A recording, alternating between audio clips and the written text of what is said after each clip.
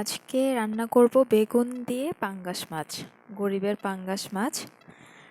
এই তো আমার মা বেগুন কাটছিল। আসসালামু আলাইকুম, কেমন আছেন সবাই? আজ আমি নিজের হাতে রান্না করে বললাম যে আমার আম্মা আব্বাকে খাওয়াবো, সেই কারণে চুলায় রান্না বসিয়ে দিলাম।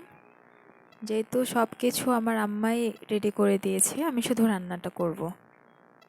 এই তো দেখাই রান্না, পেঁয়াজগুলো কষিয়ে নিচ্ছি।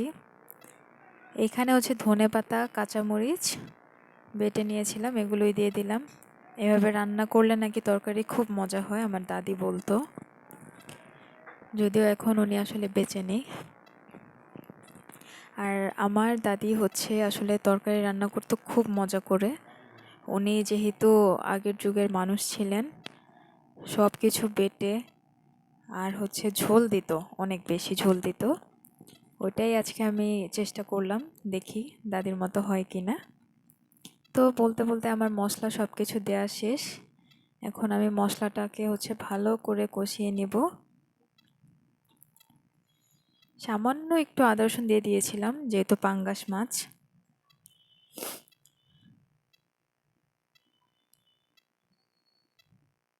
তো দেখুন কি সুন্দর কালার এসেছে।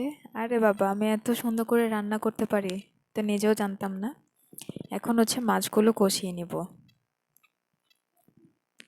আমি আমার দাদিকে যদিও কিছুদিন দেখেছিলাম, মানে উনি রান্না করতো খুব সুন্দর করে, সব জিনিস কষিয়ে নিত, কষিয়ে উঠিয়ে নিত। আমিও আজকে তাই করব। এই মাছগুলাকেও কষাবো, কষানো শেষ হয়ে গেলে উঠিয়ে নিব। কি সুন্দর কালার এসেছে, দেখতেই পাচ্ছেন। বাহ, নিজের রান্নার প্রশংসা আসলে নিজেকেই করতে হচ্ছে, এত সুন্দর।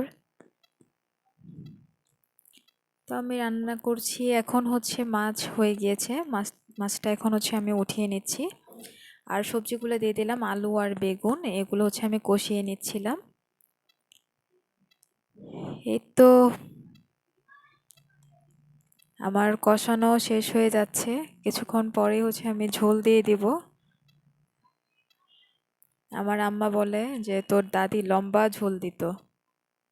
তো বলতে বলতে একটু বাইরের দিকেও দেখছিলাম আজকের আবহাওয়া কেমন।